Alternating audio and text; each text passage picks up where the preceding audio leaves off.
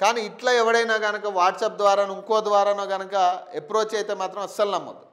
ఎవడైనా కానీ సొంత ఫ్రెండ్ అయినా కానీ నమ్మొద్దు. ఏదైనా ఉంటే మీ బ్యాంక్ ఖాతాకి సంబంధించిన డైరెక్ట్ బ్యాంక్కి వెళ్తే బ్యాంకులో కూడా ఈ ట్రేడింగ్ అకౌంట్స్ ఉంటాయి. సో వాటి ద్వారా మీరు ఏదైనా చేసుకోవచ్చు. కానీ మీరు ఇట్లా మూడో వ్యక్తి ఎవరైనా చెప్తే మాత్రం అసలు నమ్మొద్దు.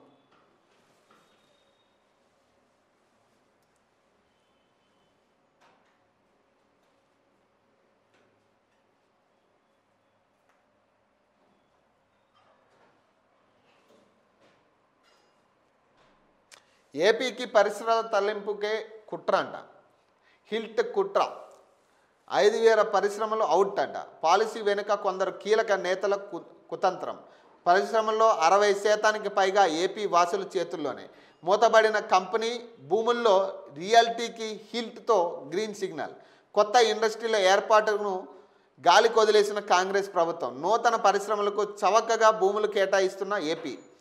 ఇక్కడ భూములు అమ్మి ఏపీలో ఫ్యాక్టరీల ఏర్పాటుకు కసరత్తు అంట. పాలసీతో అతలాకుతము కానున్న తెలంగాణ పరిశ్రమ అంట. రాష్ట్ర అభివృద్ధిలో దాదాపు 20% వరకు కంట్రిబ్యూట్ చేస్తున్న తెలంగాణ పరిశ్రమ రంగం హీల్ట్తో కుదేలో కానుందా?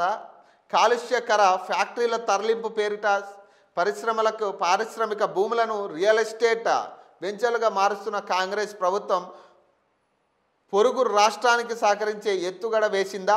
ఏపీలోని కీలక నేత లాబింగ్తోనే ఇక్కడి పెద్దలు కొత్త పరిశ్రమల ఏర్పాటుకు గాలి కొదిలేశారా? ఇదే అదునుగా పొరుగు రాష్ట్ర ప్రభుత్వం పరిశ్రమల ఏర్పాటుకు గుట్టు చప్పుడు కాకుండా కసరత్తు మొదలుపెట్టిందా? హిల్ట్తో అక్కడి భూముల్లో పెద్ద ఎత్తున రియల్ ఎస్టేట్ దందా చేసి కోట్లాది రూపాయలు కొల్లగొట్టి ఏపీ ప్రభుత్వం ఇచ్చే రాయితీలతో అక్కడ కొత్త పరిశ్రమలు తెరిచేందుకు ప్రయత్నాలు జరుగుతున్నాయా? దీనికి తెలంగాణ పారిశ్రామిక అధికారిక వర్గాల నుంచి అవుననే సమాధానం వస్తున్నది. హైదరాబాద్లోని పరిశ్రమలు సుమారు 60% వరకు ఏపీ వాసుల చేతుల్లోనే ఉండగా ఇందులో మూతపడిన పరిశ్రమలే ఎక్కువ.